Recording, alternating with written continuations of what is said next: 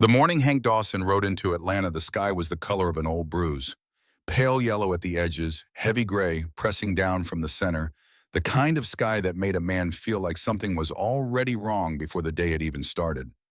He had not planned to stop. He never planned to stop anywhere in particular. That was the thing about riding alone. You just followed the road until something made you pull over, and then you sat with whatever it was that had slowed you down. He pulled into a short block off Auburn Avenue just before noon, a small diner with a hand-painted sign. White letters on a green board. Loretta's Place. Established 1987. The kind of establishment you could drive past 1,000 times and never notice unless you were hungry enough or tired enough or had run out of places to be.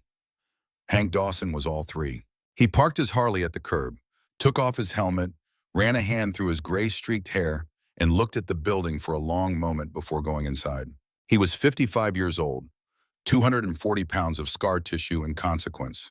His forearms were covered from wrist to elbow in tattoos that told the story of 30 years in a life most men would not have survived. The Hells Angels vest he wore was not a fashion choice. It was a flag. It told the world exactly who he was and exactly what that meant. Most people saw that vest and found somewhere else to be. He went inside, sat at the counter, ordered a Reuben sandwich and black coffee. The woman behind the counter was young, early 30s, with the kind of face that looked like it had been managing things since before she was old enough to manage anything. She moved with efficiency, not warmth the way people move when they have been the person holding everything together for so long that warmth has become a luxury they can no longer afford. He ate. He did not bother anyone. He left a $20 bill for a $12 meal and walked back outside. 3 police cruisers were parked behind his motorcycle. 2 officers stood on the sidewalk. A third was already moving toward him, hand resting on his belt. Hank Dawson stopped walking. He had enough years behind him to know that stopping was always better than anything else when there were 3 patrol cars and a man with his hand on his belt. The officer was young, mid-30s. He had the look of a man who had been told he had authority and believed it more than the evidence supported. The charge delivered without hesitation or embarrassment was littering. Then it became intimidation. Then public disturbance. The officer recited the list in the bored voice of a man reading from a script he had used before. Hank said he had been inside the restaurant eating a sandwich. The officer said he did not care. The handcuffs went on. Hank did not resist. He had been in worse situations with worse odds, and he knew that the moment a man in his position started resisting the situation became something entirely different. He stood with his hands cuffed behind his back against the hood of a patrol car, and he looked down the block, and he kept his breathing slow. He heard the door open behind him. He heard a voice cut through the humid afternoon, like something that had been sharpened specifically for this purpose. She said, "Get your hands off him. He has not done anything wrong." The officer turned. Hank turned as far as the handcuffs allowed. Imani Harlow stood in the doorway of the diner with her arms crossed and her apron still on, and an expression that suggested she had not come outside to negotiate. She was 31 years old, and she looked like a woman who had been making decisions under pressure for so long that the pressure no longer registered as anything unusual. The officer told her to step back inside. He said this was not her concern. She stepped fully outside instead. She said that the man was a paying customer who had been in her establishment for 20 minutes eating a sandwich, and she wanted to know what his crime was, and she wanted to know it specifically. The officer gave her the list again: littering, intimidation, public disturbance. She said that the only disturbance she could see was 3 police officers harassing a man for the crime of existing while wearing a leather vest. People had come out of the diner. A few people on the sidewalk had stopped walking. Phones were up. The officer's eyes moved across the small crowd, and he recalculated something behind his expression, though his posture did not change. He stepped closer to Imani. When he spoke again, his voice was lower, meant only for her. He said her name. He said he knew who she was, and he knew the situation her business was already in, and he asked whether she really wanted to make it worse. Imani Harlow looked at him for a long moment without blinking. She said, "Try me." Across the street, a man in a well-pressed suit and thin wireframe glasses stood watching with the patient expression of someone who had come to observe something specific and was satisfied with what he was seeing. He was about 50, Dennis Calloway, with the kind of face that photographed well and the kind of smile that did not reach anything behind the eyes. Nobody moved for 10 seconds. Then the officer uncuffed Hank Dawson with deliberate slowness, the way a man surrenders something he intends to take back later. He told Hank to get out of the area. He looked at Amani one more time with an expression that carried more content than his words had. The cruisers left. Dennis Calloway crossed the street. He greeted Amani by name warmly, the way a man greets someone he has been managing for a long time. He shook his head with an expression of regret he had clearly practiced. He told her that defending people with records was not going to look favorable on her next inspection. He told her that if her establishment survived the next 30 days without violations, he would personally reconsider his assessment of the situation. He leaned slightly closer and said, "Your mother tried to play hero too. Look where that got her." Then he smiled and walked away. Imani stood on the sidewalk and did not move for a moment. The words had landed somewhere they were designed to land, and it showed briefly before she put something back over it. Hank approached slowly. He rubbed his wrists where the cuffs had been. He said she had not needed to do that. She said that she had. He told her she had just made a serious enemy for a complete stranger. She told him the enemy had already been made. 6 months ago, when she refused to sell the building to the development group that Dennis Calloway was quietly steering business toward, Hank had just been the excuse for today. She asked his name. He told her. Hank Dawson.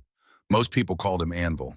She looked at him the way you look at someone when you are deciding how much of the truth the moment requires.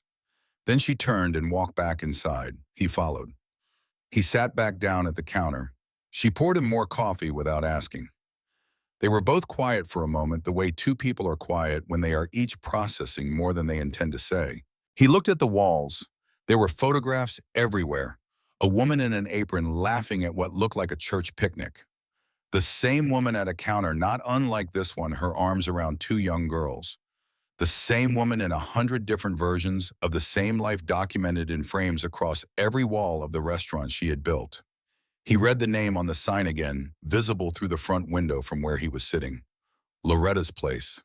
He was still for a long time. Then he pulled down the collar of his shirt. On his chest, just below the collarbone, in letters that had faded from black to a deep greenish gray, the way old ink does, was a single word and a year. Loretta, 2009. Imani Harlow looked at it. She did not say anything. He told her that her mother had saved his life, not as an expression, as a statement of plain fact. He told her that in the winter of 2009, he had come to Atlanta with nothing. Not a dollar, not a destination, not a reason to keep moving forward that he could have articulated to another human being. He had done 15 years in a federal penitentiary for charges that were real and for consequences he did not dispute. When he got out, the world had continued without him as worlds do, and the version of him that had existed before the sentence was gone, and the version that existed after had no idea what to do with a second chance he had not asked for. He had been sleeping under an overpass on the east side of the city. He had come into this neighborhood looking for food and found this building with its hand-painted sign and its light still on at 6 in the morning. Loretta Harlow had been behind that counter. She had not asked him what he was or where he had been or what he had done. She had set a plate in front of him and refilled his coffee and treated him with a particular kind of dignity that costs a person nothing to give and means everything to the person receiving it. He came back the next day. She fed him again. He came back the day after that. For 6 months, she gave him a free meal every morning, sometimes two.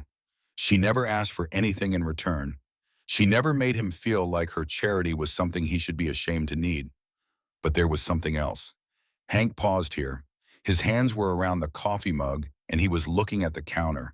He told Imani that one morning about 4 months into that time, Loretta had sat down across from him and told him something she had found. She had been helping a family in the neighborhood navigate the foster care system, volunteering with a church outreach program, and in the course of that work, she had come across a name in a file that she recognized, a name he had mentioned once in passing on a morning when he had been less guarded than usual. David Dawson, his son. Hank had lost track of David when the boy was 3 years old. When Hank went to prison, David had gone into the foster care system. Hank had tried for years from inside to get information about where David was, whether he was safe, who was caring for him. Every inquiry had led to bureaucratic walls. Every letter had gone unanswered. By the time he got out, David would have been 18 legally an adult, and the records from his time and care were sealed by standard procedure. Hank had told himself that David had found his way, that the system, for all its failures, had at least gotten his son to adulthood. He told himself this because the alternative was not something he could carry and still function. Loretta told him that David was alive, that he was 20 at the time living in Marietta, that he had struggled, but he had survived, and that she had a contact who could help Hank find him through proper channels. She said she would help him. She said it like it was a simple thing, the way she said everything. The way a woman says, I will take care of it, when she has been taking care of things her whole life and knows exactly what it costs and does it anyway. 3 weeks later, Hank had finally gotten back on his feet enough to start building something. He left Atlanta. He intended to come back. He carried her promise with him like a map he had not yet had occasion to unfold. When he returned 18 months later, the original block was empty. A construction fence ran along the front of the building. A neighbor told him Loretta had moved the diner further up Auburn Avenue sometime in the spring. He spent 2 days trying to find it. He located a diner with green trim and a hand-painted sign that he thought might be the right place, but when he stepped inside, someone else was behind the counter. A young woman, efficient, distracted. He asked about Loretta Harlow. She said the owner was not available.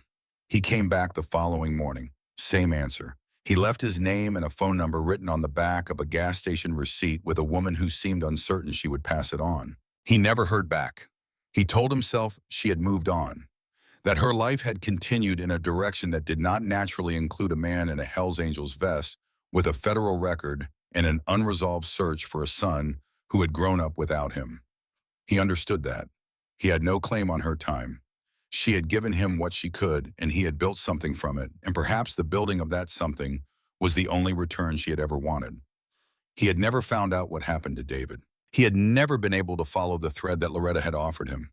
He had gone back to his chapter in his life, in his work, and he had carried the name on his chest the way a man carries the weight of something unfinished.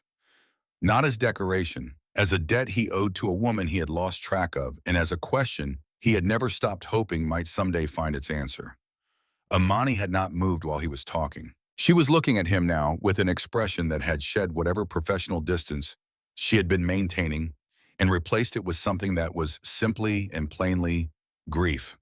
Meeting grief. She told him her mother had died 3 years ago, a charity food distribution event, organized by a local nonprofit. Something had gone wrong. A crowd had panicked. Her mother had been at the center of it in the middle of trying to shield a group of children from the surge, and she had been trampled. Hank said he was sorry. He was quiet for a moment. Then he said, I tried to find her after I left. I came back and I could not reach her. I thought she had simply moved on with her life. Imani looked at him. He said, I did not know she was gone.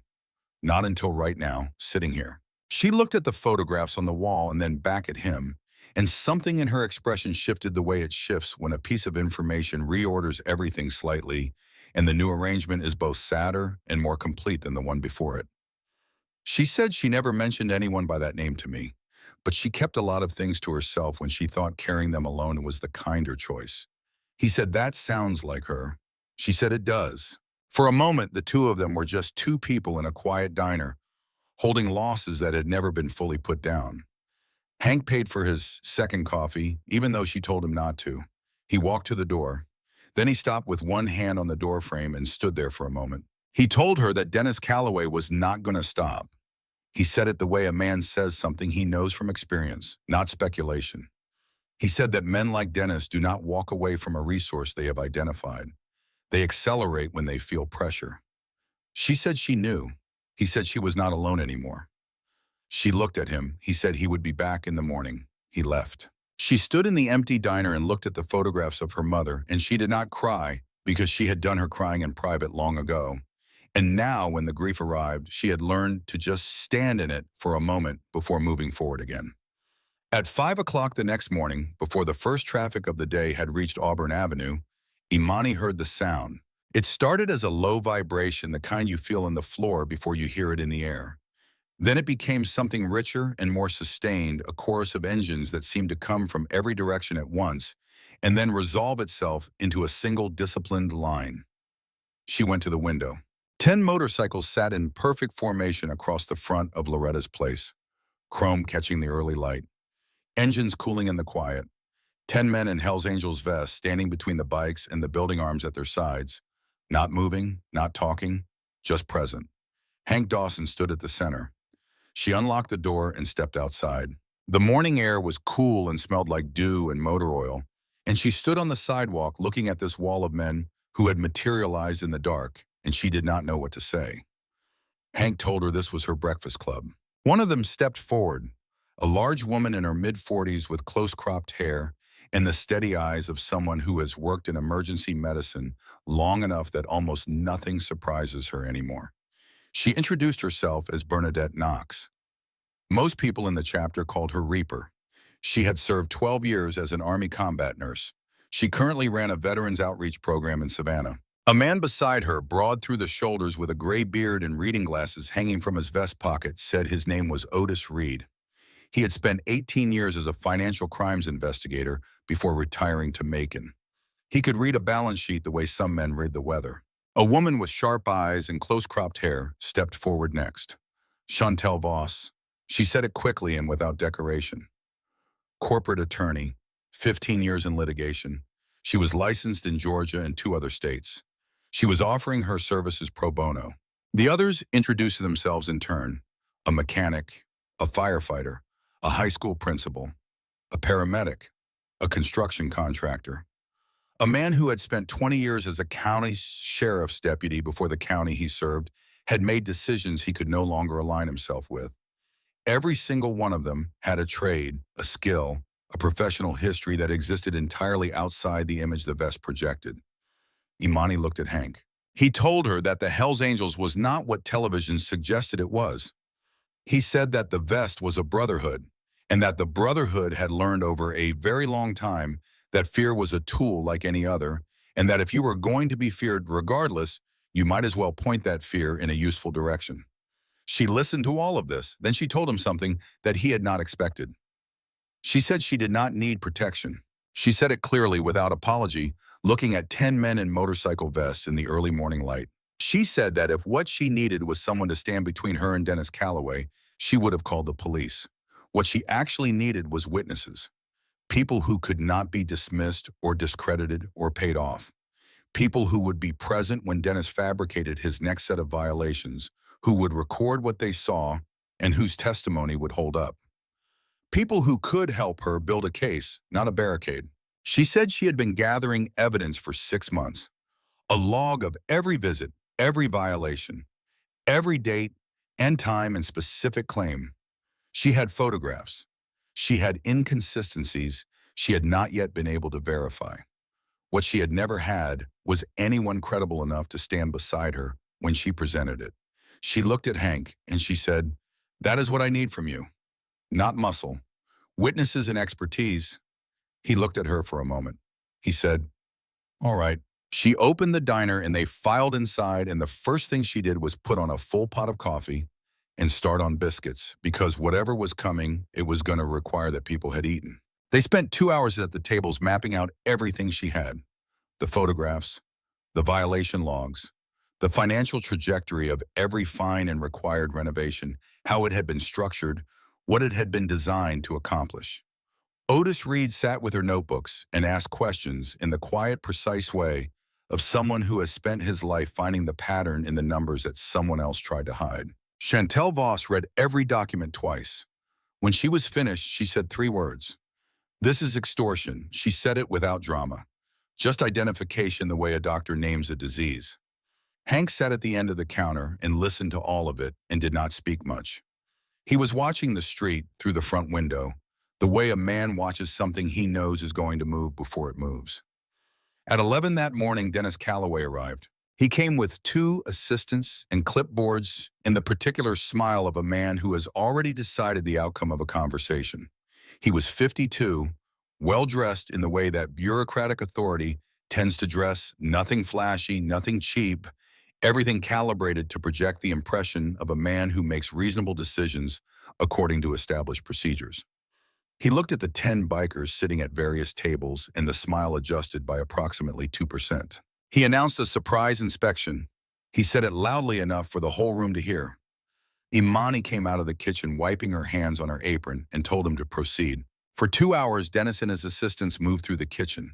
They opened refrigerators. They checked temperatures. They examined equipment. They looked in corners and under shelves and behind appliances. The bikers sat at their tables and ate and talked in low voices and held their phones at angles that were not accidental. Dennis emerged from the kitchen. His expression had the satisfied quality of a man delivering news he has been looking forward to delivering.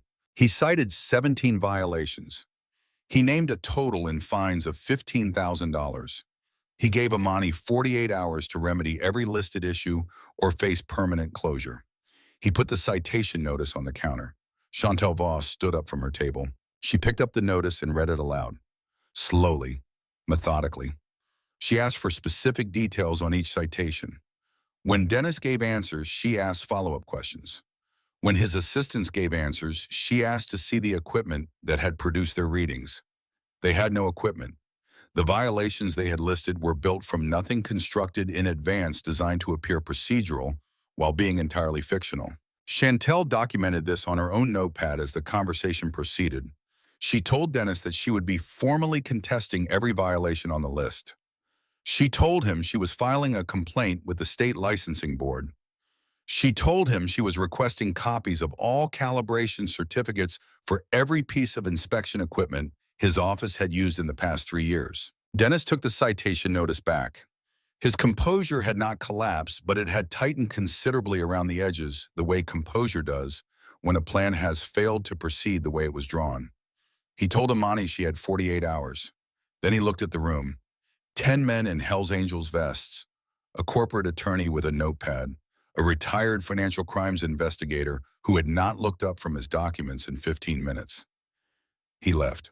The room did not erupt. That was not this room. But something in the quality of the silence changed, became something more like resolve than anxiety. Imani looked at Hank. He said, "He will be back, and the next time will be worse." She said she knew. He said, "Then we need to be ready for worse." She thought about her mother, about the hand-painted sign above the door, about the photographs on the walls, and the 37 years of daily work and daily dignity that those photographs represented. She thought about Dennis Calloway saying her mother's name in that particular tone, the way you say someone's name when you know something about them that the person you are talking to does not. She told Hank she had more coffee on if he wanted it. He said he did. What happened next arrived at 9 o'clock that night through a phone call that Imani almost did not take because the number was unfamiliar and she was tired and she had learned to be careful about unfamiliar numbers in the past 6 months. She answered it. The voice on the other end was a woman. She introduced herself as Nora Fletcher. She said she was an investigative journalist. She said she had been watching the situation with the health inspector for some time, and she said she had been watching because the situation with the health inspector connected to something larger that she had been investigating for 4 years. She asked if she could come in. Imani looked at the closed and empty diner, at the chairs upturned on the tables, and the mop-on floor still faintly damp at her mother's photographs in the low light. She said yes. Nora Fletcher was 38 and moved with the particular kind of controlled urgency of someone who has been tracking a story long enough that the story has become something personal, though she would deny that if asked. She sat across from Imani at the counter, and she put a folder on the surface between them without opening it yet. She asked Imani to tell her what she knew about the event where Loretta Harlow had died. Imani told her what she knew. A charity food distribution event, a crowd, something that went wrong. Her mother had been trying to protect a group of children and had been trampled when the panic became a surge. Nora Fletcher nodded slowly. She said that was the official account. Then she opened the folder. The event had been organized by a nonprofit called the Fulton County Community Foundation. The executive director of that foundation, the man who had selected the venue, approved the crowd management plan, and signed every permit, was Dennis Calloway. Imani was quiet. Nora said that a woman named Agnes Whitmore, who had been volunteering at the event and had given a statement to the police in the immediate aftermath, had told investigators that she saw two men in the crowd doing something that did not look accidental in the moments before the panic started. She said it looked coordinated. She said it looked deliberate. Her statement had been included in the initial report and then had not appeared in the final filing. She had been told by a follow-up investigator that her account was inconsistent with other witness testimony and that the determination of accidental cause was final. Agnes Whitmore had called Nora Fletcher 8 months ago. Nora had spent those 8 months tracing where the money from that event had gone because the crowd management failure was the visible event. But the reason for the crowd management failure was financial. The foundation had collected $420,000 in donations for that event. The amount distributed to community recipients was documented at $208,000. The difference had moved through 3 shell accounts before disappearing. Dennis Calloway had signed the disbursement authorizations. Loretta Harlow had been volunteering that day in the distribution area closest to the foundation's accounting table. She had been according to 3 separate witnesses who had come forward over the years very close to the table when the discrepancy in the cash count became visible. She had seen something. 3 days later, she was dead. The room was very quiet. Hank Dawson was sitting at the far end of the counter. Imani had called him 2 hours earlier when Nora had first reached out, and he had come without asking for details. He had sat through the entire conversation without speaking, coffee in front of him, both hands around the mug, listening the way a man listens when he knows that what he is hearing is going to require something of him that he will not be able to put down. Nora said, "I believe Dennis Calloway had your mother killed to protect himself. And I believe the same man has been systematically destroying businesses in this neighborhood, including yours, because the neighborhood is worth money to the people he is in business with, and your mother's building sits in the center of the block they need to complete." Imani said, "How close are you to being able to prove it?" Nora said, "Close, but not close enough. I have the financial trail, and I have the witness. What I do not have is a direct connection between Dennis and the decision to target your business, specifically documented in a way that eliminates alternative explanations." Imani thought for a moment. Then she said she had 6 months of violation logs. Nora said that was a start. Hank had not moved. He was looking at the counter, at the coffee mug in his hands, at some fixed point that was not in the room. He stayed that way for a long time. When he finally set the mug down, the sound of it on the counter was very deliberate, very final, the sound of a decision being made rather than just a cup being placed. He did not look up right away. When he did, he looked at Imani first, then at Nora, and his expression had resolved itself into something that was not anger and was not grief, though it contained both. It was older than either of those things. It was the expression of a man who has spent years carrying something heavy and has just been told where it came from. He said, "Tell me everything you have, all of it, from the beginning." Outside on Auburn Avenue, the city was going through its ordinary late evening. Traffic thinning, lights in apartment windows. The ordinary accumulation of ordinary hours in a place where beneath the surface of the ordinary, something that had been broken for a very long time was about to be accounted for. Inside Loretta's place, 3 people sat at a counter and began the work of taking apart a man who had built himself an empire out of other people's losses. And none of them knew yet how far back it went. None of them knew yet all the names that were written on the inside of that empire. None of them knew yet that the woman whose name was painted on the sign above the door had already figured out most of it, had already taken steps to address it, had already prepared for the possibility that she would not survive long enough to deliver what she had found. That part was coming. But tonight, in the yellow light of a diner that had been feeding people since 1987, they started with what they had. And what they had was enough to begin. The call came at 4 in the morning. Imani was already awake. She had not slept well in 6 months and had stopped pretending that sleep was something she could schedule. She lay in the small apartment above the diner and listened to the city finding its early rhythm and thought about violation logs and timestamps and the particular way Dennis Calloway smiled when he was certain he had already won. Her phone buzzed on the nightstand. The security system alert. Motion detected. Kitchen entrance, rear of building. She sat up. She watched the feed on her phone. The back door was ajar. The light inside the kitchen was off, but the motion sensor had caught it, and the timestamp in the corner of the frame read 4:17 a.m. She called Hank. He answered on the second ring, which meant he had not been sleeping either. She said someone was in her kitchen. He said, "Do not go down there." He said he would be there in 10 minutes. He said to stay on the line. She stayed on the line. She watched the feed. The motion had stopped. Whatever had entered the kitchen had done what it came to do and was gone. The back door was open 2 inches the way you leave a door when you want it to look like it blew open in the wind, except there was no wind that night. Hank arrived in 8 minutes. 2 other chapter members with him. They cleared the building quickly and professionally in the way men clear buildings when they have spent enough of their lives in situations where clearing a building was a necessary skill. Then they turned on the kitchen lights. The floor near the dry storage unit had been disturbed. 3 dead rats placed with enough spacing to suggest infestation rather than delivery. 2 bags of flour with the purchase dates scratched off and replaced with dates 3 weeks older, written in marker that did not quite match the printing on the label. A refrigeration seal on one of the units had been cut and reseated, badly designed to fail a temperature check. A section of the exhaust hood above the main grill had been bent at an angle that would register as a structural deficiency on any inspection checklist. Someone had been thorough. Someone had also been in a hurry, because thorough and hurried rarely produce perfect results, and the work showed the seams of both.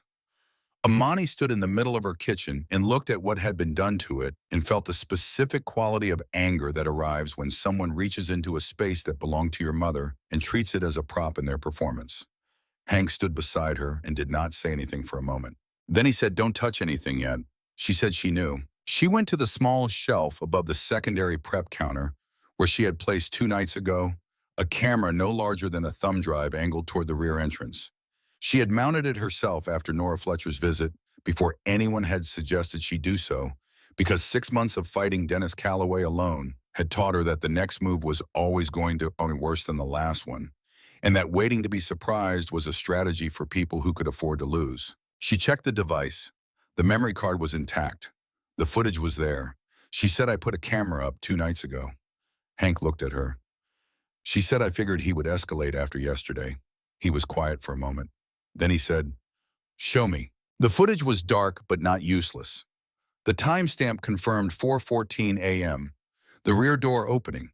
2 figures moving through the kitchen with small flashlights. They worked methodically, moving from the storage area to the refrigeration units to the exhaust hood in a sequence that suggested they had a list. One of the figures wore a jacket with a city seal on the left shoulder that caught the light twice, briefly but clearly. They watched it twice. Hank said, "That jacket." Imani said, "Health department issue. Every inspector gets one." Otis Reed had arrived by 6. He watched the footage on Imani's laptop without expression, pausing it twice at the moments where the jacket was most visible, writing something in his notebook. He asked Imani for the timestamps from Dennis's previous inspections.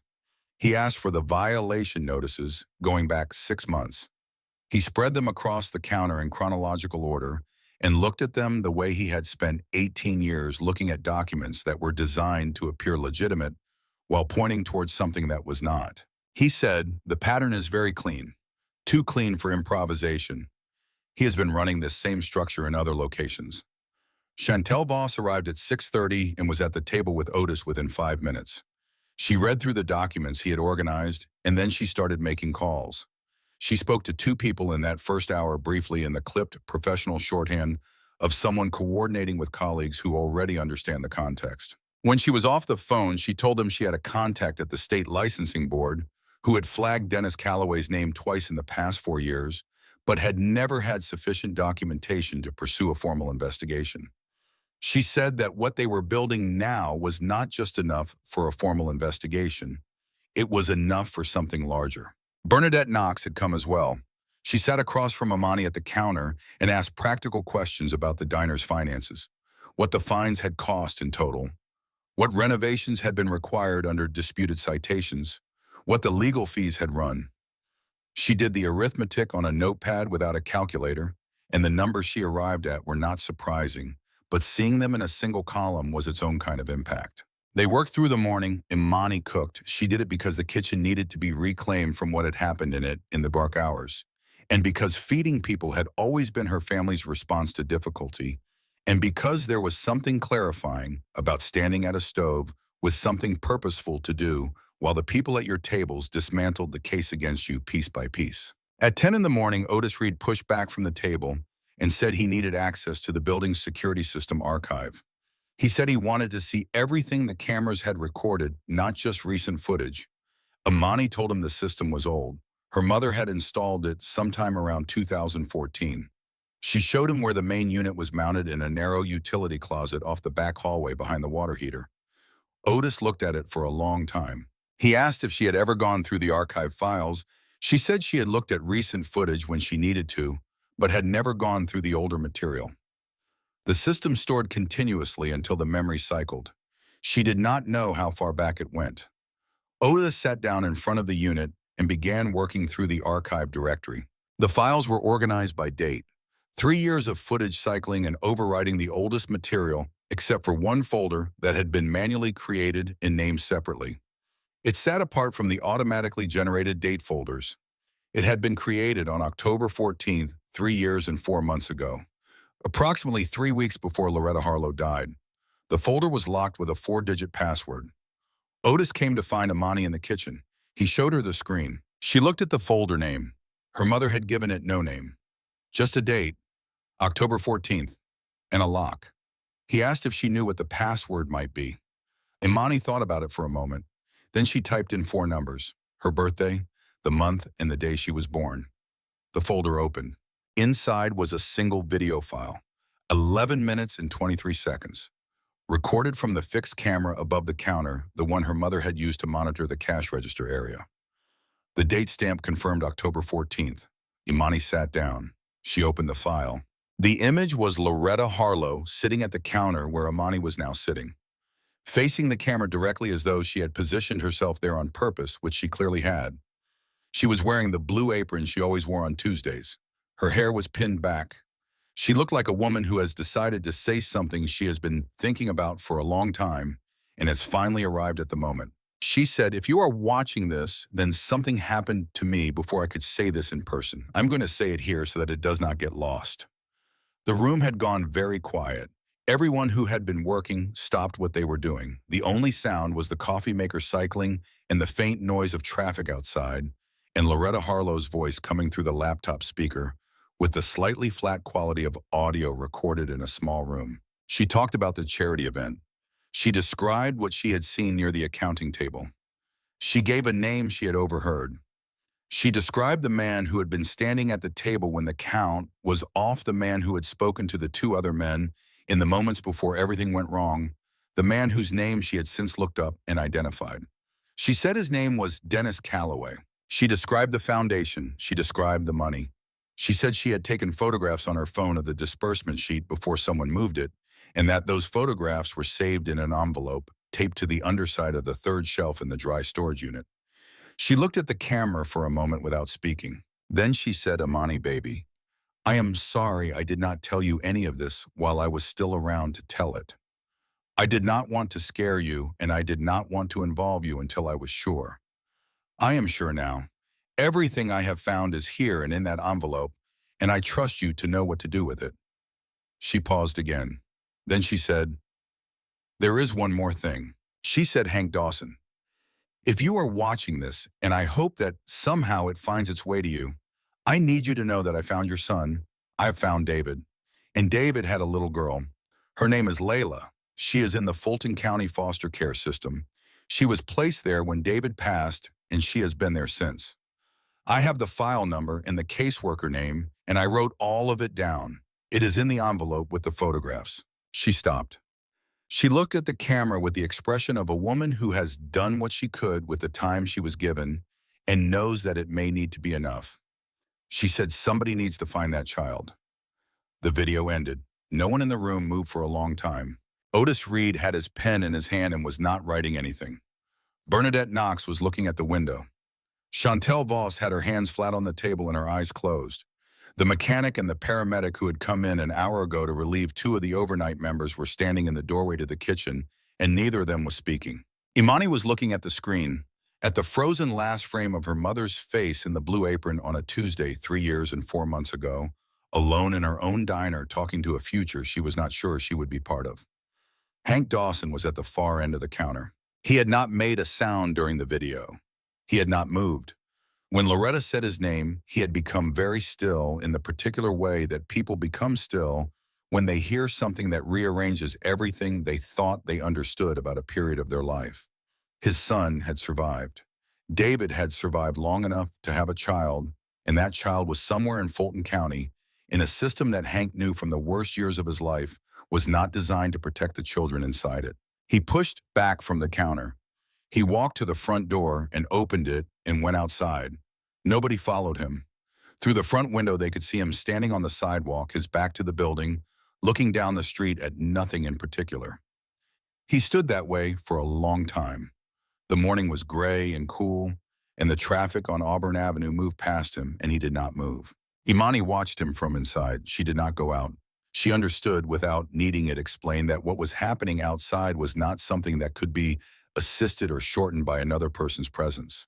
It was private. It was 20 years of a question, finally getting an answer, and the answer not being what he had let himself hope for, and the answer also opening a door that the question had kept closed. Outside on the sidewalk, Hank was doing something he had not done in a very long time.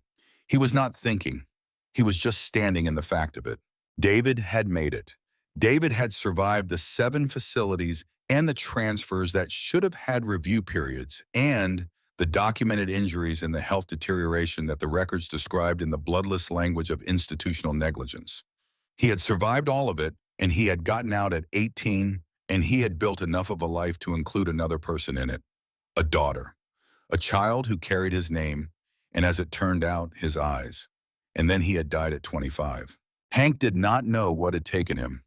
He had not asked, and the records had not said, and right now he could not afford to open that particular door completely because the grief that was waiting on the other side of it was the full accounting, the complete count, the number that you only add up once and that you carry forever after, and he needed to be functional for at least a little longer before he let himself arrive there. What he knew right now was this: a 14-year-old girl had been in a county facility for 9 years. She had been in the system since she was 5 years old. She had been in it without a documented relative, without anyone who had come to stand at her door and say, "I am here and I am not leaving." She had been administrated rather than loved, processed rather than protected, and she had apparently, from what little he had been able to observe in those few minutes in the common room, developed a self-sufficiency so complete and so careful that it had the quality of armor rather than confidence. She had survived too. That was the Dawson in her, he supposed. That stubbornness toward continuation, even when continuation made no obvious sense. He had it. David had clearly had it. The girl sitting with her composition notebook in a room full of other children, the system had not made plans for, had it. He stood with the morning around him and the city moving past, and he let all of this settle into the place where he carried the things that would not be set down, and then he turned around and walked back inside. He came back and saw it after 20 minutes. He did not look like a man who had been crying. He looked like a man who had burned through something and come out on the other side of it in a different configuration. Something in his face had settled. Something that had been held in suspension had finally resolved itself into a direction. He sat back down at the counter. He said, "What do we need to finish this?" Chantel told him about the envelope. Otis had already retrieved it from the dry storage unit. Inside were 4 photographs on a phone printout, slightly faded, showing a handwritten disbursement record, and a sheet of paper in Loretta's handwriting with a case file number, a caseworker name, and the name Layla Dawson written at the top in blue ink. Otis had the sheet in front of him. He said he needed to make some calls, that the case file number would tell him what facility Layla was currently placed in and who held active jurisdiction over her case. He excused himself and went to the back of the diner. Chantel told Hank that establishing contact with Layla would require demonstrating a verifiable biological connection and going through proper channels with the county. She said it was not fast, but it was doable. She said she had handled cases like this before, and she knew what documentation was needed and where to file it. Hank asked how long. She said in ordinary circumstances, several weeks minimum.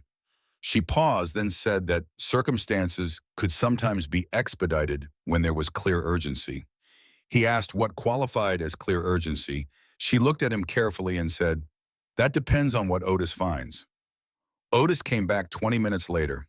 He sat down and placed his notebook on the counter in front of him and looked at it for a moment before speaking. He said he had pulled Dennis Calloway's employment history through a contact at the Georgia Secretary of State's office. Dennis had spent 8 years from 2000 to 2008 as a caseworker and then senior caseworker at the Fulton County Division of Family and Children's Services before transitioning to his current role in the health department. During those 8 years, his case files included a child named David Dawson, placed in the system at age 3 and remaining a ward of the state until aging out at 18. Hank said nothing. Otis said that during the 4 years David Dawson was under Dennis Calloway's direct supervision, the boy had been transferred through 7 separate placement facilities. He read the names from the list he had obtained. He did not editorialize. He just read the names. 3 of those facilities had been subsequently investigated by the state for abuse and neglect. 1 had been closed by court order. 2 of the transfers had been made without the standard review period that the state required for documentation of cause, which meant they had been expedited, pushed through the system faster than policy allowed, which could indicate administrative error, or could indicate that someone had wanted the transfers done before anyone looked too closely at the conditions prompting them. Hank was very still. Otis said that the medical records from David's time in the system, which he had not yet been able to fully access, but had partially reviewed through the same contact, showed documented treatment for injuries at 2 of those facilities and showed a pattern of health deterioration that tracked consistently with the chronology of the transfers Dennis had authorized. He stopped reading. The room waited. He said Dennis Calloway knew what was happening to David Dawson. His own records confirm it, and he kept signing the transfer orders anyway. Chantel said that is actionable. That alone is actionable, separate from everything else. Hank looked at the counter. He had a tattoo on his left forearm that said David in plain block letters. No date, no decoration, just the name. He had put it there when David was still a child, and Hank was still in the first years of his sentence, a man trying to hold on to something across a distance he could not cross. He had looked at it every morning for 30 years. He had looked at it the way a man looks at the thing that reminds him what he is supposed to be doing when he loses track. He looked at it now. Dennis Calloway had not only destroyed the infrastructure of David's childhood, he had known what was being destroyed and had continued anyway. And then he had graduated from caseworker to inspector, and he had kept using the same instrument he had always used, which was institutional authority, weaponized against people who had no way to fight back. And he had kept doing it for 20 years, and the people whose lives he had used and discarded along the way had continued bearing the cost of it. Loretta Harlow had seen him at a charity event with a disbursement sheet, and she had died for it. Hank looked up from his arm. He said, "Where is the girl right now?" "Exactly," Otis told him. "A group facility in East Point about 12 miles south. 48 beds, currently at capacity. Layla Dawson, 14 years old, placed there 9 years ago following the death of her father, David Dawson, age 25. No documented relatives, no active adoption or foster placement interest on file. She had been in the system long enough that the initial urgency of her case had dissolved into the routine administration of a child the system had no particular plans for." Hank said 9 years. Otis said yes. The room was quiet again. Then Chantel said something that changed the temperature of the entire conversation. She said she had looked up the current advisory board of the Fulton County Division of Family and Children's Services as part of her background research on Dennis's employment history. She said that Dennis Calloway was listed as a community advisory board member, honorary non-voting but with documented access to case file reviews and inter-county transfer recommendations. She said that if Dennis realized the net was closing, he had the standing to file a cross-county transfer recommendation for any open case he had access to, and the processing time on a voluntary transfer was 48 to 72 hours. And once a child was transferred across county lines, the jurisdiction shifted, and the existing case file was archived, and starting over would take significantly longer. She said if he panics and reaches for the one thing he can still control. Nobody finished the sentence. Hank said, "How fast can you file the contact petition?" Chantel said she needed documentation of biological connection. She said Otis's partial records were a start. She said that DNA verification would be the most airtight route, but that it took time they might not have. She said that with the records they had combined with a sworn statement from Hank and corroboration from the employment history, she could file an emergency petition with the county within the day and request an immediate hold on any transfer activity for the case file. She said she would need to move on it within the next few hours. Hank told her to start. Otis said there was still the matter of what to do with everything else. The footage from Imani's camera, the photographs Loretta had hidden, the video, the financial trail. Nora Fletcher, who had been called 2 hours ago and had been listening from the far end of the table with her recorder off and her notebook open, said she had a contact at the FBI's Atlanta field office who had been developing a file on municipal corruption in the health inspection system for the past 18 months. She said this contact had told her 3 months ago that what the investigation needed was a direct connect between the financial irregularities and a specific documented instance of malfeasance, something that could not be characterized as systemic failure rather than individual criminal intent. She held up a copy of the violation notice Dennis had issued the day before. She said a city health inspector breaking into a private establishment to plant evidence in preparation for a fraudulent inspection, caught on camera wearing a jacket with the city seal after a documented history of financially motivated violations against the same property. That is not systemic failure. She looked around the table. She said that is intent. Otis said he needed the rest of the day to compile the financial documentation in a format that the FBI would be able to use without needing to reconstruct his methodology. He said he could have it ready by evening. Nora said she would make the call to her contact as soon as the documentation was in hand. Chantel left immediately to file the emergency petition. The others spread the work among themselves in the way that people who have operated as a functional unit for a long time spread work without much discussion, each person moving toward the part of the problem that their particular skills were built to address. Imani spent the next several hours doing two things simultaneously. She ran the diner because the diner was open and people came for lunch, and the ordinary business of feeding people did not pause for the extraordinary businesses of dismantling a man who had spent 2 decades perfecting the art of taking things from people who could not protect themselves. And she went through the folder in her mother's camera system one more time, more slowly looking at every file around the video, making sure they had found everything Loretta had left. She found 2 additional files, still images. Her mother had photographed the disbursement sheet from 2 angles, and the images were clearer than the printouts in the envelope because the originals had been captured at higher resolution before the phone had been used to print them. She sent the image files to Otis. She also found in a subfolder inside the main folder a text document, 12 lines. Her mother had typed it in the plain text editor on the tablet she kept behind the counter for ordering supplies, and she had saved it into the camera system archive because that was a place she trusted to still be there if something happened. The document was a list, names, dollar amounts, dates. It matched the disbursement photographs exactly, but added 3 additional names that were not visible in the images. City employees. One of them was a deputy director in the permits office. One was a council district administrator. The third name was a man who had served 2 terms on the city council and was currently running for a state legislative seat on a platform that included, among other things, government accountability and fiscal transparency. Imani sat with this for a moment. Then she took a photograph of the screen and sent it to Nora Fletcher with a single line of text, "Mom kept better records than I knew." Nora called back in 4 minutes. She said, "This changes the scope of what we are looking at." Imani said, "I know." Nora said, "This is not a single inspector running a side operation. This is a network." Imani said, "I know."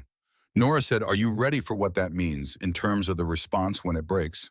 Imani thought about her mother sitting alone at the counter with the camera recording, saying what she knew into a machine and trusting that the right person would eventually find it. She thought about what that must have required, to know what you know and to sit with it and to make the preparation and still go to work the next morning and the morning after that. She said, "My mother was ready. I think I have to be too." The afternoon moved with the particular kind of heightened stillness that precedes significant events. Every ordinary thing continued being ordinary. The lunch crowd came and went. A regular named Garrison, who ate at the counter every Tuesday, had his usual, and complained about the traffic on the interstate and left a dollar tip the way he always did. The coffee maker cycled, the ceiling fan turned slowly above the central tables. And at the counter and at the back tables and in the kitchen between orders, the work of evidence continued. By 4 in the afternoon, Otis Reed had a compiled financial document spanning 3 years of Dennis Calloway's inspection activities, cross-referenced with the property acquisition transactions in the neighborhoods where he had concentrated his violation campaigns. The pattern was not subtle. It was only invisible if you were not looking for it, and most people had not had the professional formation to know where to look or the reason to look in the first place. By 5, Chantel Voss called from the courthouse. The emergency petition had been filed. A judge had reviewed the supporting documentation and had issued a temporary hold on any transfer activity related to Layla Dawson's case file pending a hearing scheduled for 2 mornings from now. The hold was administrative and immediate. Dennis Calloway could no longer move the girl across county lines without triggering a court notification.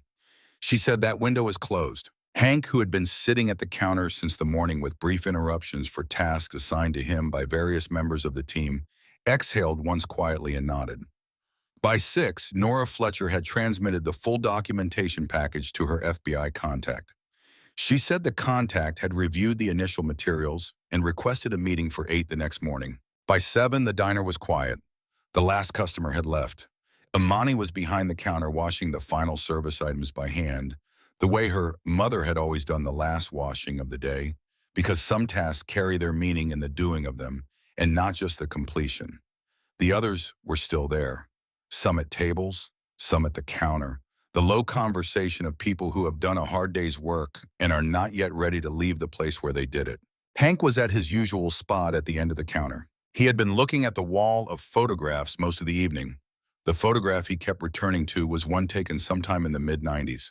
Loretta Harlow at a backyard gathering, laughing at something off camera, a child on her hip who was not Imani, because Imani was visible in the background of the same photograph, smaller, maybe 7 or 8. The child on Loretta's hip was a boy, maybe 2 years old, with Loretta's hand spread across his back, holding him securely in the easy way of someone who is entirely comfortable with this weight. He did not know who the boy in the photograph was. He might have been a neighbor's child, or a child from the church outreach work that Nora had mentioned, or simply a child who had wandered within reach of Loretta Harlow and been picked up in the way that she apparently picked people up, which was without ceremony and without condition and without any apparent awareness that she was doing something remarkable. What he knew was that the photograph had been taken 25 or 30 years ago, and the woman in it had already become the woman she would be for the rest of her life. You could see it in the way she stood, in the way her arm curved around the child without any of the self-consciousness of someone performing care. She was not aware of being photographed. She was aware only of the child in the gathering and the afternoon and whatever it was off camera that had made her laugh like that. He had spent 20 years carrying the weight of everything he had failed to do. The years in prison while David went from facility to facility. The years after trying to find a thread that had already gone cold. The decision he had made at some point without quite knowing he had made it to stop looking, because looking had become another way of discovering that he had arrived too late. But Loretta Harlow had not stopped looking. That was the thing he kept arriving at. She had done for his son what he had not been able to do. Not completely, not in the way that would have changed the fundamental shape of David's life, but she had kept the thread live. She had found David when David was 20, and she had found his daughter when Layla was a baby, and she had prepared for the possibility that she would not survive to deliver what she had found, and she had done all of this while also running a diner and volunteering with church outreach programs and feeding men who had run out of places to be. She had done it the way she did everything, without announcement, without requiring anyone to acknowledge the weight of it, as though the doing of it was simply the next correct thing and therefore required no special consideration. Imani dried her hands and came around the counter and looked at the photograph with him. She said, "I always wondered who that was. I was so young I do not really remember that gathering." He said, "I do not know either." But the way he looked at the photograph said that he was thinking about a different child entirely. A child who had been 3 years old when Hank went in, and 18 when he came out, and 25 when he died, and who had spent the years in between in the custody of a system run in part by a man who had just had his last instrument of power removed by a circuit court order, filed by a Hells Angels attorney on a late Tuesday afternoon. Imani went back to the kitchen. Hank sat with his coffee and his thoughts and the photographs of a woman who had done in her own way and with her own tools the same thing he had spent his life doing. She had found the people the world was trying to ignore, and she had put food in front of them and stood between them and the thing that was coming. She had done it for him once. She had been trying to do it for his granddaughter. Dennis Calloway had gotten in the way, not for much longer. Outside, the city moved through its evening.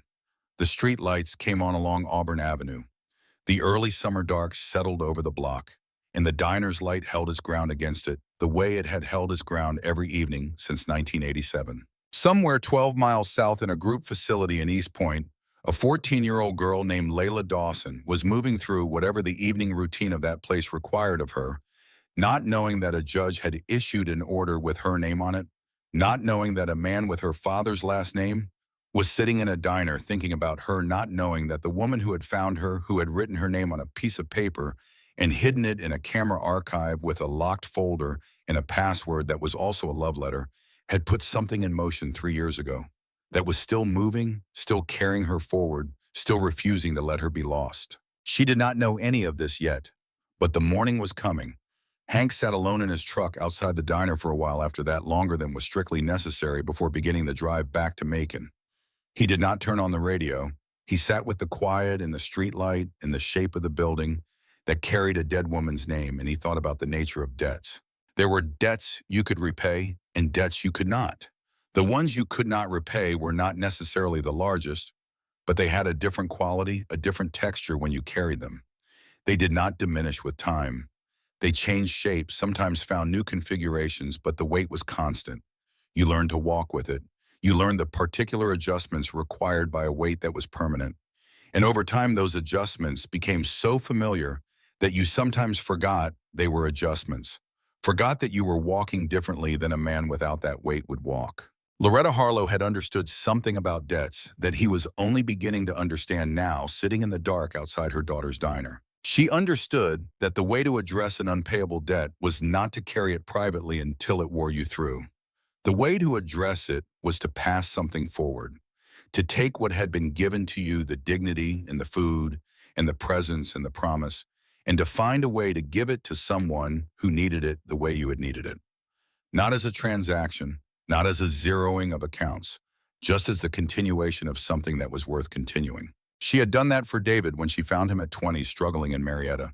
She had done it for Layla when she tracked down the case file number and the case worker name and prepared the envelope that now sat in the breast pocket of his vest.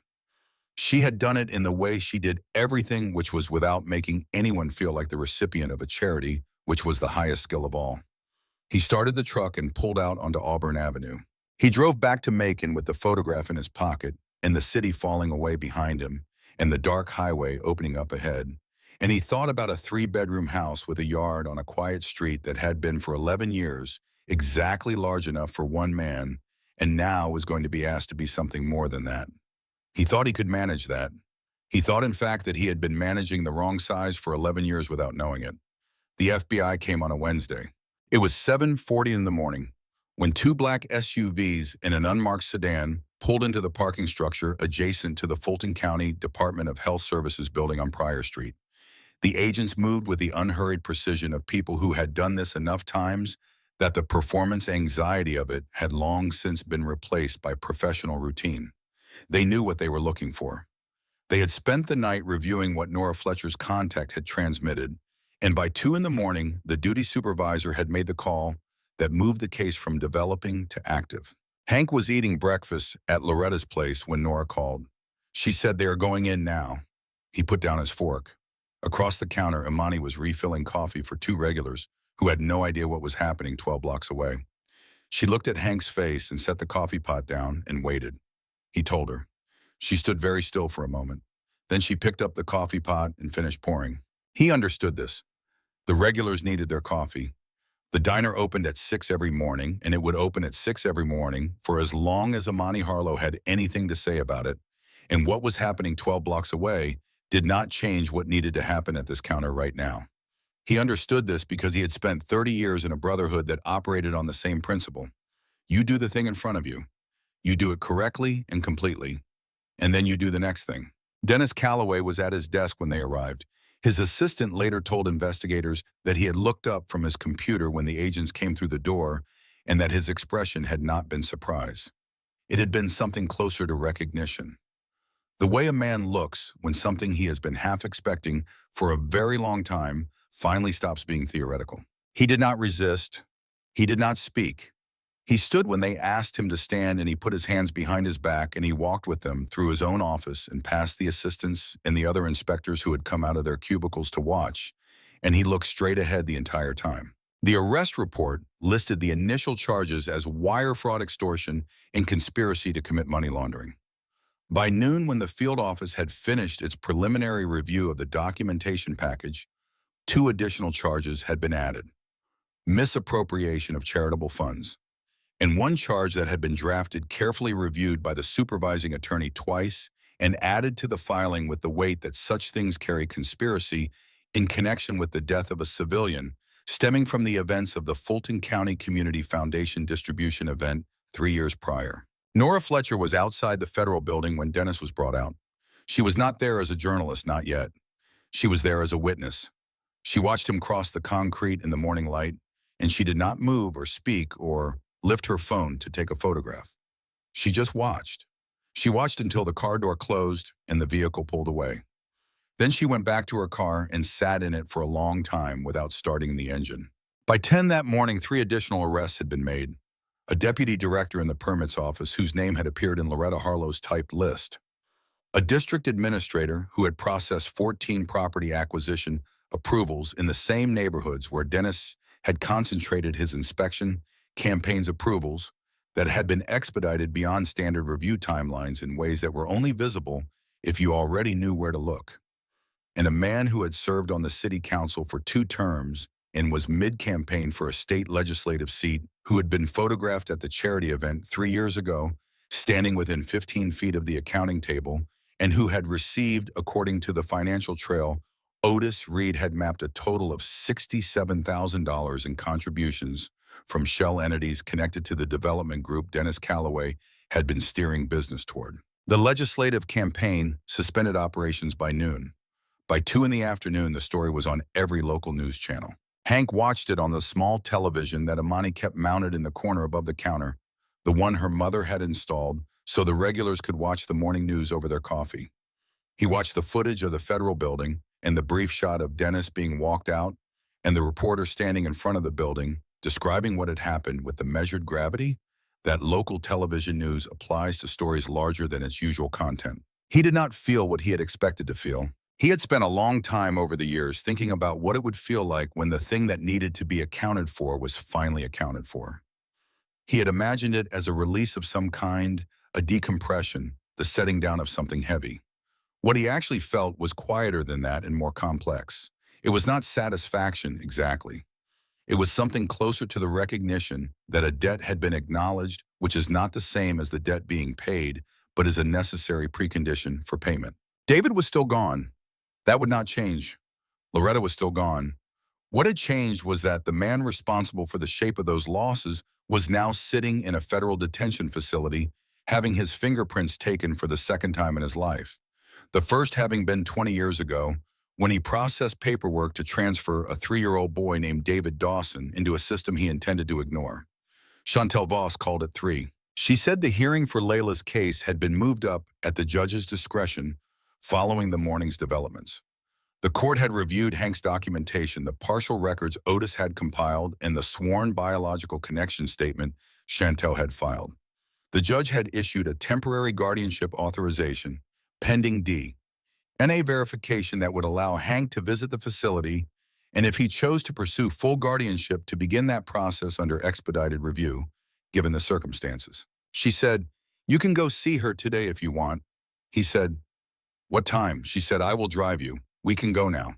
The group facility in East Point was a 2-story building on a residential block that looked like it had once been a school and had been converted without quite enough resources to complete the transition. The signage was institutional, and the lawn was maintained but not cared for, and the lobby had the atmosphere of a place that processes a great many people through a great many procedures and has learned to be efficient about it. Chantel had called ahead. The caseworker was expecting them. She was a woman in her early 40s named Paulette Graham who had been managing Layla Dawson's file for the past 4 years since the previous caseworker had transferred to another county. She had the manner of someone who has worked in child welfare long enough to have made her peace with the gap between what the system is supposed to do and what it actually does, while still showing up every morning to try to narrow that gap by whatever amount one person can narrow it. She looked at Hank Dawson when he came through the lobby door, and she took in the vest and the size of him and the gray in his beard, and she did not react to any of it in the way most people reacted. She said, "Mr. Dawson, I have been hoping someone would come for her for a long time." He said, "I did not know about her until recently." She said, "I know. I read the petition." She led them down a corridor to a common room at the back of the building.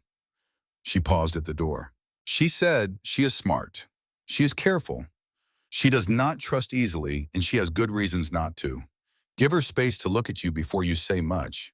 Let her set the pace." He said, "I understand." Paulette opened the door. The common room had tables and chairs and a bookshelf along one wall and a window that looked out onto the back lawn. A television was on in the corner with the sound low. 3 other kids were at different tables. One of them was reading, one was doing something on a tablet, one was looking at the window. At the table nearest the bookshelf, sitting with a composition notebook open in front of her and a pencil in her hand, was a girl. She was 14. Her hair was in 2 braids, the ends secured with small rubber bands. She was wearing a gray sweatshirt that was slightly too large for her and jeans that had a small patch sewn over the left knee. She had the look of a person who had learned to take up only as much space as was strictly necessary and to monitor her surroundings without appearing to do so. She looked up when the door opened. Hank stood in the doorway. She looked at him the way Bernadette Knox had described the way children who have been moved through enough placements look at new adults' assessment without expression, measuring the distance, cataloging the exits. She did not smile. She did not move. He did not advance into the room. He stood where he was, and he looked at her, and she looked at him, and the room was quiet except for the low television and the faint sound of a pencil the reading child had set down on the table. He said, "My name is Hank Dawson. Your father was David Dawson. That makes me your grandfather." She said nothing. He said, "I did not know about you until 2 days ago. I want you to know that. Not as an excuse, just as a fact. If I had known you were here, I would have come sooner." She was looking at him with those eyes. He had thought from the way people described eyes that resembled someone else's that it was usually an overstatement, a thing people said because they wanted the connection to be visible. It was not an overstatement. The eyes were David's, or what he remembered of David's, from the last time he had seen him at 3 years old in a room that smelled like institutional cleaning product, a visit that the system had allowed and then the following month discontinued. He said, "I am not asking you for anything today. I just wanted you to know I exist, and that I am not going anywhere." She looked at him for another long moment. Then she looked down at her composition notebook and wrote something. She tore the edge off the page, the small margin strip, and she held it out toward him without standing up. He crossed the room and took it. 4 words. In the careful handwriting of someone who takes their time with letters. "Did you know him?" He folded the strip to paper once and held it. He said, "Not as long as I should have, not as long as I wanted to. But yes, I knew him." She looked at the window. He stood for a moment, and then, because she had not asked him to stay, and because Bernadette had spent 20 years reading the needs of people who had learned to ask for nothing, he said, "I will come back tomorrow if that is all right with you." She did not say it was all right, but she also did not say it was not. She turned back to her notebook and picked up her pencil and began writing. He left. In the car, Chantel did not ask him how it had gone. She started the engine and pulled out of the lot and let the silence sit for a few miles before she said anything at all. She said, "The hearing is in 2 mornings. The DNA will take longer, but the judge already indicated she is inclined to approve interim placement given the circumstances. That means she could be out of that facility within the week if you want to push the timeline." He said, "Push it." She said, "You will need somewhere for her to stay." A stable address with adequate space and documentation that you can provide for a minor. He said, I will figure it out. She said, I know you will. He looked out the window at the city moving past. He said, she has his eyes. Chantel said, I heard you had a good set too once. He looked at her. She kept her eyes on the road, but she was almost smiling, and he understood that this was the first moment in 4 days that had contained anything approximating lightness, and that it was her way of giving him that. He allowed it. They drove in silence for a while after that. The city gave way to the commercial corridors, the franchise restaurants, and the tire shops and the auto parts stores that occupy the middle ground between downtown and everywhere else. He said she wrote it down, 4 words on a torn piece of paper. That is how she asked the question. Chantel said she has learned to take up as little space as possible. He said yes. She said that changes. With time and with consistency, it is not fast and it is not always linear, but it changes. He said, how do you know? She said, because I grew up in 6 different houses before I was 18, and I write motions in federal court now. She paused. Not the same circumstances, but the principle holds. The system does not get to define what a person becomes, it just gets to complicate it. He looked at her. He had known Chantel Voss for 11 years since she came to the chapter as a prospect's girlfriend and stayed as her own person after the prospect moved on, and he had known she was good at what she did, but he had not known the specific shape of what she had come from. He said, you did not mention that before. She said it was not relevant before. He said, it is relevant now. She considered this and said, then yes, it is relevant now. The city continued moving past the windows, and Hank sat with the 4 words folded in his breast pocket and thought about a girl who had learned to ask questions on torn slips of paper, and a woman who had learned to answer them in federal courtrooms, and the various shapes that survival takes when the conditions for something easier are not available. The trial of Dennis Calloway moved faster than federal cases usually move, partly because the documentation was unusually thorough, and partly because Dennis's attorney, reviewing the scope of what the prosecution had assembled, advised his client that the distinction between cooperating and not cooperating would likely represent the difference between a sentence he could survive and one he could not. Dennis cooperated. He provided detailed accounts of the financial arrangements with his development partners. He provided the names of the council members and administrators who had been on the payroll. He described the sequence of events at the charity distribution event 3 years ago, his voice flat and procedural, in the way of someone recounting information they have already made their peace with by the time they are saying it aloud, and the court transcript recorded his description of what Loretta Harlow had seen and what he had decided needed to happen as a result. He said, I did not intend for her to die. I wanted her scared enough to be quiet. The prosecutor said, but she died. He said yes. The judge was a woman in her late 50s with 20 years on the federal bench, and the manner of someone who has heard a great many explanations and found most of them to be beside the point. She allowed Dennis to complete his cooperation testimony, and then she looked at him for a long moment before she began speaking. She said that the court had reviewed the full scope of the documented conduct, spanning nearly 20 years from his time as a caseworker through his tenure as a health inspector, and that what the record showed was not a man who had made mistakes under pressure, but a man who had made choices repeatedly over decades with full knowledge of their consequences to the people bearing those consequences. She said that the particular conduct related to the minor David Dawson during the years 2002 through 2006 represented the earliest documented evidence of the defendant's pattern of using institutional authority against people without the resources to contest it, and that the court found it both relevant and appropriately considered in the overall determination of character. She sentenced Dennis Calloway to 19 years in federal prison, restitution of $3.7 million to documented victims, the money from the Loretta Harlow Memorial Fund, $183,000 plus accrued interest to be returned in full to the fund's active account within 30 days. The courtroom did not erupt. It absorbed. There is a quality to the silence in a room full of people who have been waiting a long time for something to be named correctly, and the naming has finally happened. It is not celebration. It is completion. The tension that has been held in the body releases slowly over minutes, like heat, leaving something that has been cooling for a long time. Hank was in the 3rd row. He was wearing the vest. He had considered not wearing it, had thought for a moment about whether the occasion required something different. Then he had put it on because the vest was what he was, and he had never been in the habit of being something different for the benefit of rooms that would prefer him smaller. Beside him were Otis Reed and Bernadette Knox, and the mechanic whose name was Garrett, and the firefighter whose name was Weston, and 6 other members of the chapter who had taken the day to be there.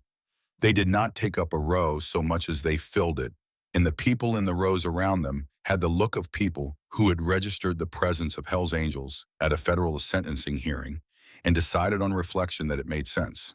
Imani was in the second row with Paulette Graham, who had taken a personal day to attend. Chantel was at the attorney's table. Nora Fletcher was in the press gallery with her notebook, but she was not writing. She was watching. When the judge finished and the bailiff began the procedural business of closing the session, Imani turned and looked back at Hank. She held his gaze for a moment. Nothing that needed to be said was said. Everything that needed to be communicated was communicated in the ordinary way of people who have been through something together and have arrived at the other side of it. He nodded, she nodded. Outside the courthouse, the press had gathered in the way that press gathers when a story has grown large enough to require physical presence. The arrest had been covered broadly. The cooperation, the additional arrests, the scope of the network Dennis had named in his testimony, all of it had accumulated into a story that had moved from local to national in the space of a week. Chantel handled the press statement. She was good at it, clear and precise, and entirely unreducible to a soundbite that would fit easily into a 20-second segment. Imani stood beside her but did not speak to the cameras because she had already said what she needed to say, and she was not in the business of repeating herself. The chapter stood on the courthouse steps behind them.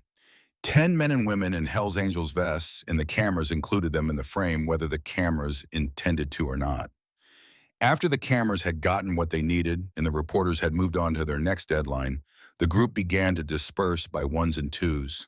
Handshakes, brief conversations, the efficiency of people who have done what they came to do and have other things to attend to. Nora Fletcher waited until most of the others had gone. She came to stand beside Imani on the courthouse steps. She said, "I need to tell you something I should have told you at the beginning." Imani waited. Nora said that her father's name was Robert Fletcher. He had run a small bakery in the West Side neighborhood. In 2013, Dennis Calloway had begun a systematic inspection campaign against the bakery. 18 violations in 14 months, fines totaling $42,000. 3 forced closures for issues that subsequent independent inspections could not replicate. Her father had borrowed against the building to pay the fines. He had taken out a second loan to cover the legal fees. When the bank called the first loan, the building was gone. The bakery was gone. Her father had been 61 years old when he lost the business. He had been building it for 27 years. He died 14 months later. Heart attack, the death certificate said. His physician had told the family privately that the stress of the preceding year had almost certainly been a contributing factor. Nora was 27 when the bakery closed. She had spent the years before that watching her father fight the violations alone, watching him borrow and then borrow again, watching a man who had built something with his hands for 3 decades lose it piece by piece to a process he could not understand and could not afford to contest. She had gone into journalism because it was the only avenue available to her that pointed in the direction of the thing she needed to do, which was to find the mechanism behind what had happened to her father and document it in a way that could not be ignored. It had taken her 11 years. She said, "Your mother's video was the last piece I needed. Without it, I had a financial pattern and a witness. With it, I had intent and identification. She is the reason this happened today. I needed you to know that." Imani was quiet for a moment. Then she said, "She knew what she was doing when she locked that folder." Nora said, "Yes, I think she did." Imani said, "She left it for you too. She just did not know your name yet." This landed somewhere in Nora Fletcher's face that she was not entirely prepared for. She had spent 11 years being very controlled about this subject, maintaining the professional distance that made it possible to keep working when the personal weight of the work became difficult to sustain. She maintained that distance now, just barely in the way that people maintain composure when they have been doing it so long, it has become a physical skill. She said, "Your mother was remarkable." Imani said, "I know." They stood on the courthouse steps in the late morning light, and the city moved around them, and for a moment, they were just 2 people who had both lost something irreplaceable and had found each other in the process of trying to get some portion of it back. Hank was standing at the bottom of the steps. He was looking at his phone. Chantel had sent him a message 20 minutes ago while the sentencing was still in progress. The message said, "Judge signed the interim placement order this morning. She can leave the facility as soon as you are ready." He had read it in the courtroom and had not been able to look at it again until now. He read it again. He thought about the composition notebook and the 4 words on the torn margin strip that he had folded and put in the breast pocket of his vest 3 days ago and had not moved since. Did you know him? He had carried those words the way he had carried the name on his arm as a weight that was also an orientation, a thing that reminded him which direction forward was. He called Chantel. She answered on the first ring. He said, "How do I pick her up?" She told him. The paperwork required his signature at the facility. Paulette would facilitate the transition. He would need to provide an address for the placement record. He had given her his house address in Macon, a house he had owned for 11 years, 3 bedrooms, a yard, quiet street. Chantel had submitted it with the petition, and the court had reviewed it as part of the interim authorization. He said, "Tomorrow morning." She said, "I will meet you there at 9. He hung up. Otis Reed was beside him. He said, "You all right?" Hank said, "Getting there." Otis said, "That is usually where the best things start." That evening, after the courthouse and after the press, and after the long, slow unwinding of a day that had carried more weight than most days carry, Amani closed Loretta's place at the usual time. She swept the floor. She wiped the counters. She checked the refrigeration and the equipment and the dry storage in the methodical sequence her mother had established and that she had inherited without ever deciding to the way you inherit the habits of people you have watched perform them for long enough. The others had left an hour ago, Bernadette and Weston and the others back to their respective lives, the daily business of being people with jobs and families and commitments, the ordinary structure that existed alongside the extraordinary week they had just moved through. Hank was still at the counter. She had not asked him to stay. He had not announced that he was staying. He was simply still there in the way that he had been still there every morning for a week, as though this counter had become, through the accumulation of hours spent at it, a place that made a particular kind of sense to him. She dried her hands and came around the counter and sat across from him. She said, "There is something else." She reached under the counter and brought out a brown envelope. It was old, not ancient, but old enough that the corners had softened and the adhesive on the flap had dried and cracked. It had no return address. The front bore a name and address written in her mother's handwriting, Hank Dawson, Hells Angels, Atlanta chapter. She said it was in the 3rd file in the locked folder, a scanned image of both sides. My mother scanned it and locked it with everything else. But I think she also prepared the real one to send. I found the original in the back of the bottom kitchen drawer 2 days ago when I was reorganizing. It was still sealed. I think she prepared it to mail, and then the event happened before she could. She placed it on the counter in front of him. He looked at it, his name in Loretta Harlow's handwriting, the address of the Atlanta chapter where he had been based when he was released and where he had told her he would eventually return. He picked it up. He broke the seal, carefully, the way you open something you know you only get to open once. Inside was a single photograph printed on standard photo paper, the kind you get from a drugstore kiosk. Loretta Harlow standing in what looked like a community center or a church hall, wearing a yellow blouse he recognized from one of the photographs on the wall. She was laughing. One arm was extended toward the camera as though waving off whoever was taking the picture. Her other arm was cradling a baby young enough to still have that roundness of new children, eyes wide and very dark, looking up at Loretta with the complete and uncomplicated trust of someone who has not yet learned that trust requires evidence.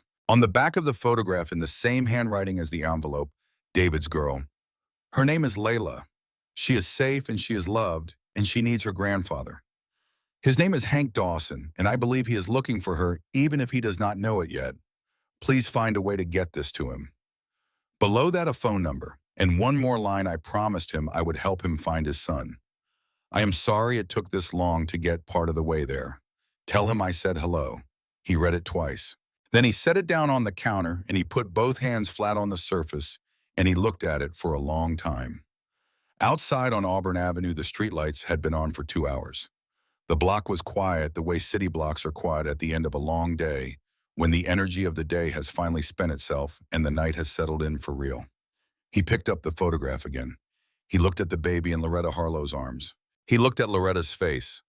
That laugh. He remembered that laugh. He had not thought about it in years, had not allowed himself to revisit those months with any specificity because the specificity of them carried a weight he had learned to manage by keeping it general. But he remembered the laugh.